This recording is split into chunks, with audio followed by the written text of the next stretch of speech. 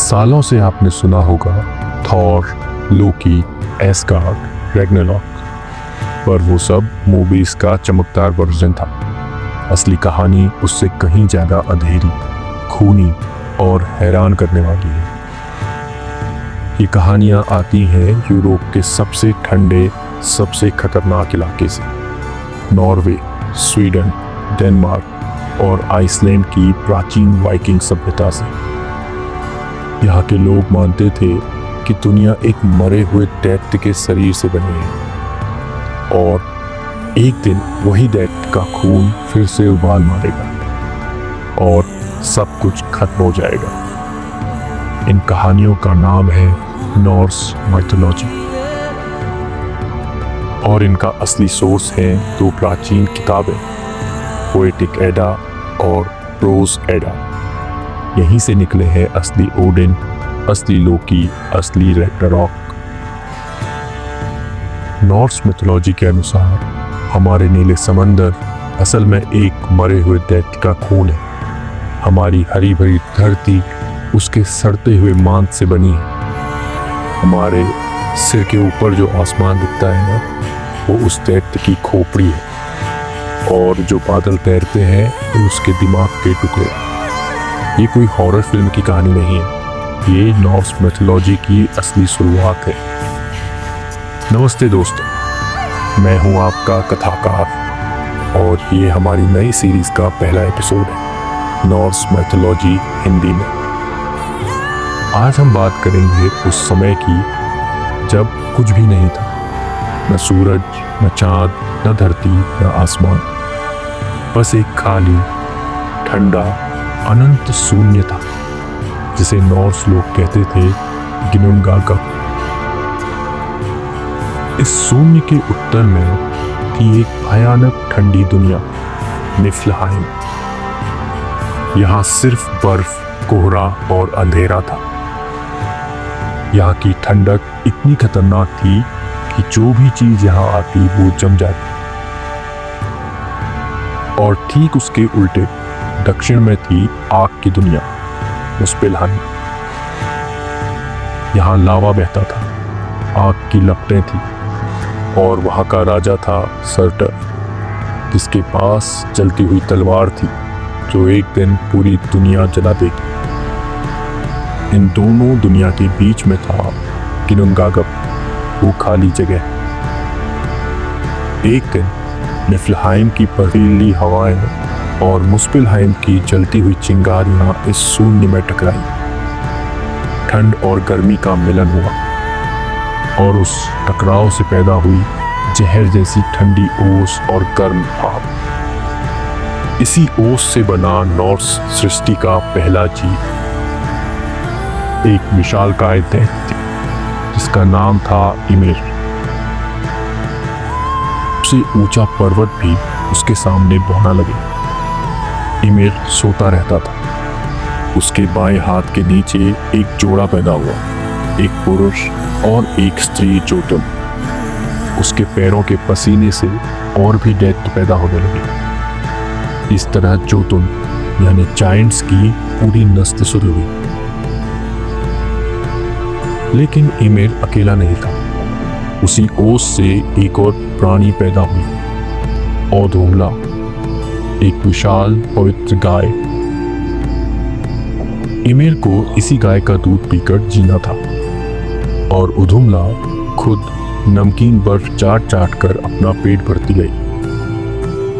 एक दिन, 2 दिन, तीसरे दिन गाय ने बर्फ चाटते चाटते देखा कि बर्फ के अंदर कुछ हिल रहा है। पहले दिन एक बाल निकला, दूसरे दिन पूरा सिर, तीसरे दिन बर्फ से बाहर निकला एक सुंदर चमकता हुआ पुरुष, बुरी। यही नॉर्स देवताओं का सबसे पहला पूर्वज था। बुरी का बेटा हुआ बोर। बोर का विवाह हुआ एक जोतुन औरत बेस्ला।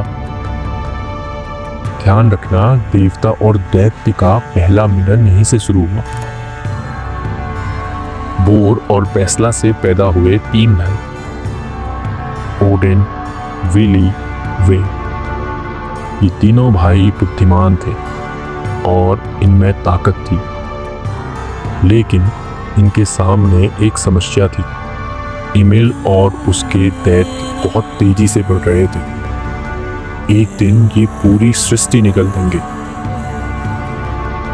तीनों भाइयों ने फैसला किया ईमिल को मारना होगा। एक बहुत भयानक युद्ध हुआ और आखिरकार ईमिल गिरा। उसका इतना खून बहा कि सारे जोतुन उसमें डूबकर मर गए। सिर्फ एक जोड़ा बच गया जो आगे चलकर बर्फीले जोतुन बने। अब आता है सबसे शॉकिंग हिस्सा।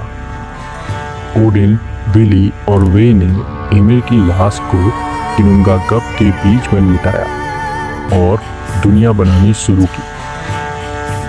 उसके खून से समंदर और झीलें बनी, उसके मांस से धरती की मिट्टी, उसकी हड्डियां पहाड़ और चट्टानें बनी, उसके दांत और टूटी हड्डियां पत्थर और कंकड़, उसके बाल से बने पेड़, जंगल और घास, उसकी खोपड़ी से बनी पूरा आसमान, उसका दिमाग बना बादल और उसकी पलकें यानी आईलैशेस और भौहें मनुष्यों के लिए एक सुरक्षित घेरा।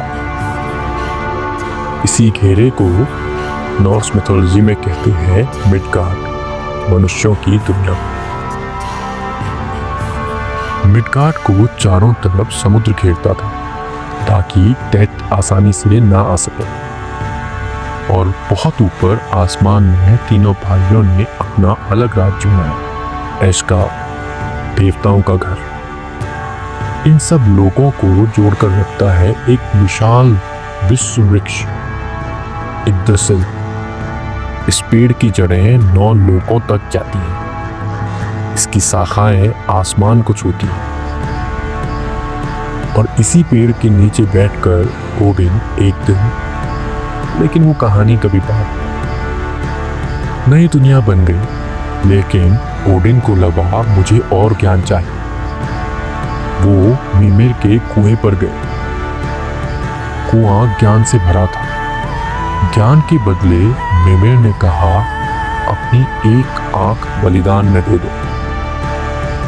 ओडिन ने बिना सोचे अपनी दाहिनी आंख निकालकर कुएं में डाल दी। तब से ओडिन को एक आंख वाला देवता कहा जाता है और उसे मिली भविष्य देखने की शक्ति।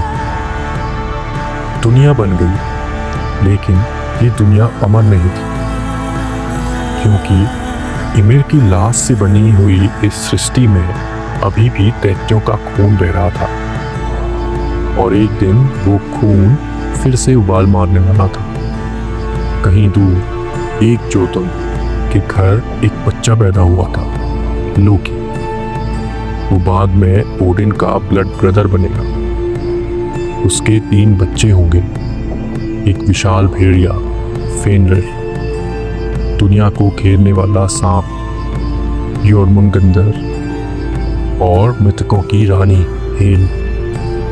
इन तीनों का जन्म ही रैग्नारॉक का पहला संकेत था। वो दिन जब सारे देवता मर जाएंगे, वो दिन जब सूरज निगल लिया जाएगा, वो दिन जब इग्द्रसिल भी कांपेगा। याद रखना दोस्तों, नॉर्स मिथोलॉजी में हर शुरुआत के अंदर एक अंत छुपा होता है और हर अंत के अंदर एक नई शुरुआत। ईमिल की मौत से दुनिया बनी और ईमिल की ही औलाद एक दिन इस दुनिया को जला दी। अगले एपिसोड में हम देखेंगे इग्द्रसिल के नीचे बसे 9 लोग, एसर और वानिर देवताओं का खूनी युद्ध, और वो पहला दिन जब ओडिन लोकी को एस्गार्ड लाया। अगर आपको ये एपिसोड पसंद आया तो लाइक कर दो, चैनल सब्सक्राइब कर लो और बेल दबाकर ऑल कर दो, क्योंकि रैग्नारॉक आने वाला है। मिलते हैं अगले हिस्से में। तब तक वल्हला तक का रास्ता साफ रखना।